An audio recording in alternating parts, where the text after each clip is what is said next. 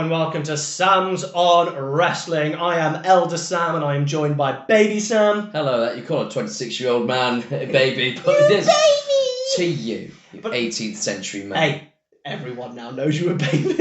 I was a baby once. Hello, and this is our Lockbox series. It's one of our few series that's actually a negative series. It's our series where we put something into Vince's lockbox. Remember that thing, that story? What a crazy stuff. And the idea, we're going to get rid of things in wrestling history. It can be wrestlers, it can be gimmicks, it can be storylines, or it could be tropes, and we want to get rid of them forever. They can be overplayed, we can have personal hatred, we get rid of them forever. But you know what you don't want to get rid of? Go on. Christmas. And do you know what you don't want to get rid of? Wrestling at Christmas. Am I feeling an ad coming on this? Yes!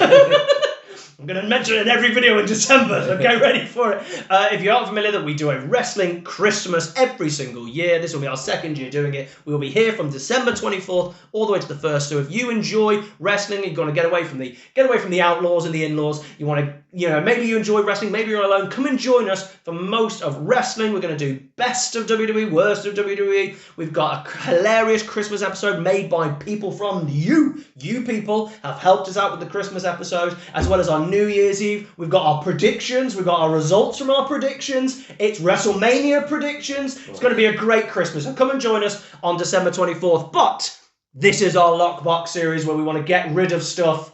And we're going to get rid of stuff very soon. But before we do that, please don't forget to like, share, and subscribe. And then go to the link. We're part of the Main Event Wrestling Network. Click on their link. Go check out so many blogs and so many great videos. And we are a part of them. Please go check them out. But let's get in to the Lockbox.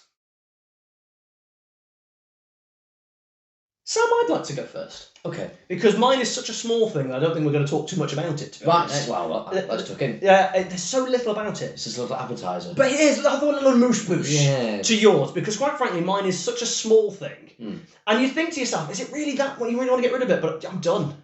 I'm done, because the first time this ever happened was in 2003. I mean, properly happened. And at the time, we all went, holy crap, oh my God, it was like that. Oh, I know exactly what And then they didn't really do it again. They did it a couple of times here and there. And then it became a big thing a bit later on. I don't know when. So much so the big thing that it's actually shown in WWE wrestling games. And now they have a specific place for it to happen. And if it happens in a specific place, and it happens almost every pay-per-view, and it happens even sometimes a lot on Raw and SmackDown, you know it's fake. And I don't want wrestling to look and come across fake or planned or predicted. It's going through the pissing barricade, Sam. Oh, okay. The first time it ever happened was Goldberg with Rosie, of Rosie and Jamal fame. And they went through the one where the crowd is on the hard cam, on that right-hand side there. So you've got the ring, it's down there. And literally, Rosie was kind of going, and Goldberg went into the spear mode, and everyone went, oh, what the hell? And he speared him straight through it, and they left a hole the entire night. Brilliant. They put yellow tape there, I think. And you're like, that's cool. Awesome.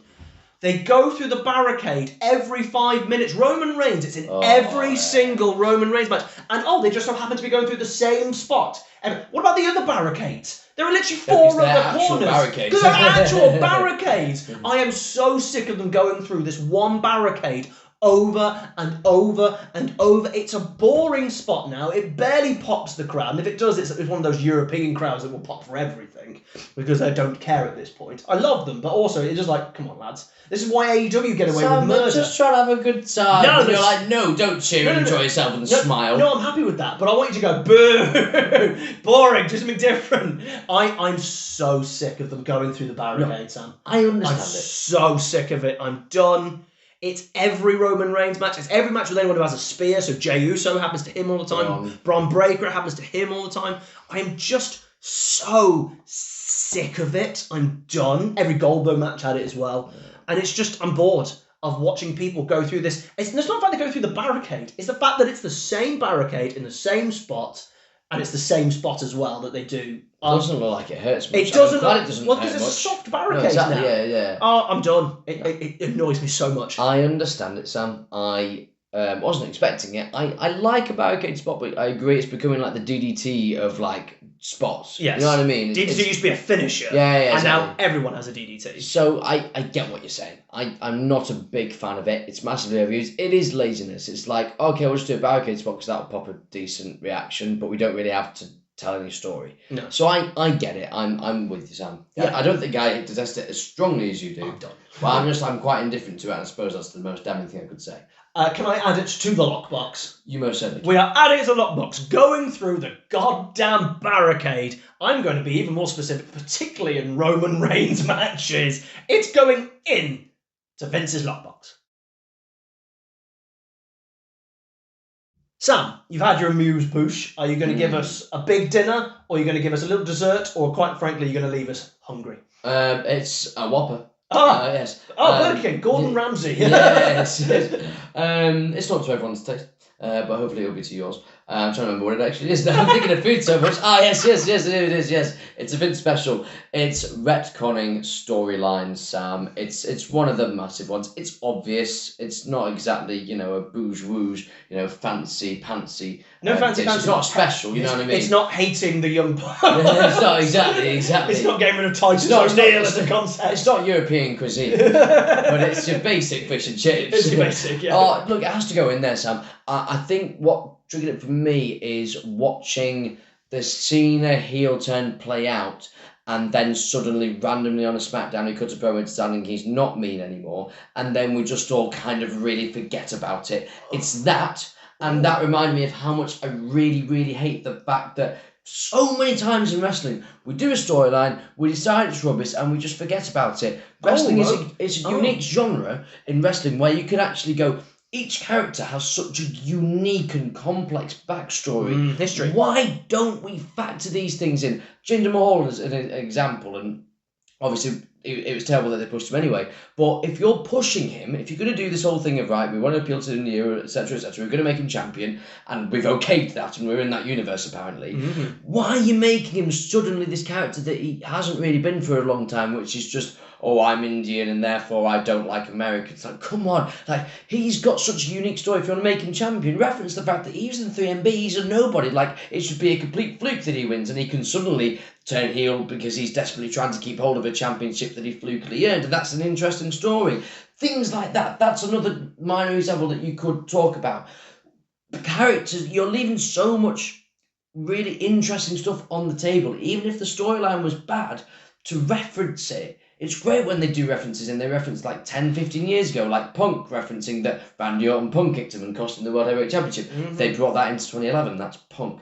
Because I was going to say, the amount of times it's like two people have a blood feud, and they've left them bleeding, and they've gone off in an ambulance and a stretcher, and then a year later, they're like, on Raw, tag team, and they're just nothing because they're now both heels or both faces. I hate it! And they never mention it. No. Like, I remember there was a Survivor Series, and it was Kane, Jeff Hardy, Triple H, I think Rey Mysterio, and literally the backstage, and they're all faces, and they were talking about Survivor Series is so interesting because people get together who aren't normally together, and Kane went, like, this guy pretended that I murdered my girlfriend and then proceeded to have sex with it when they were dead, and she was like, sorry, my bad, and then Jeff was like, hang on, you put me into an ambulance a few times, like, the hospital was like, but this is why it's great, guys. And that's funny. Yeah. If you're going to do that, that's fine. And that's great. And I was like, that was so refreshing. Where's your Jamaican accent? That's refreshing. Kofi should have replied, where's your French accent? Exactly. He'd probably replied. And it's really refreshing. But when the amount of times that these people are like, oh, you're now tagging together, you're like,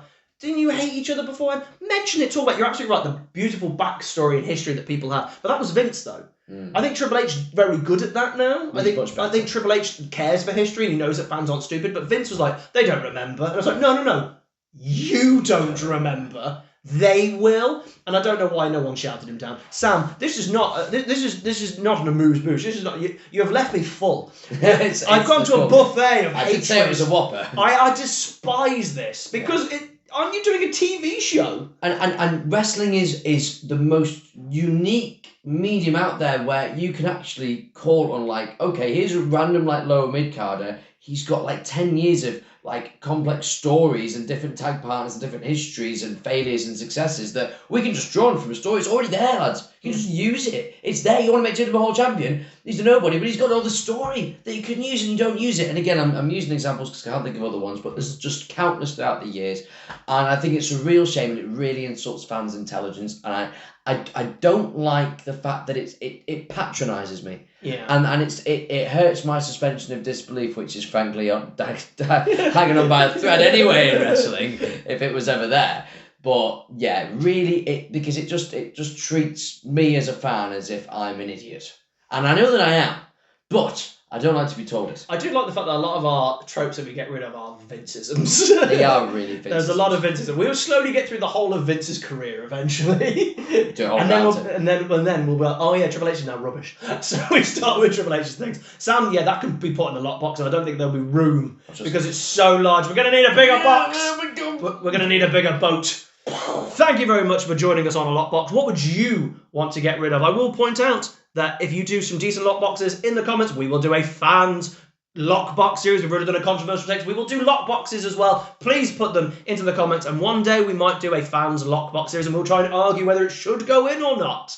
That's the thing. So please put those in the comments. Thank you for joining us for our lockbox series. Don't forget to like, share, and subscribe. Go check out all our other lockboxes. We do roughly one a month, maybe one every 2 months, and we've got plenty of hatred for other wrestling. We've got more to come. We have many lists of many. I have so many. Oh, I know you do. You're a cynical man. Cynical hate. Just at one point, I'll put WWE as a concept, and it'll just disappear. We'll just actually put wrestling in the lockbox. I hate wrestling. What we'll talk about then? Maybe doing this so much, I'll just do movies. Get rid of Marvel. Thank you very much, and we will see you again another time.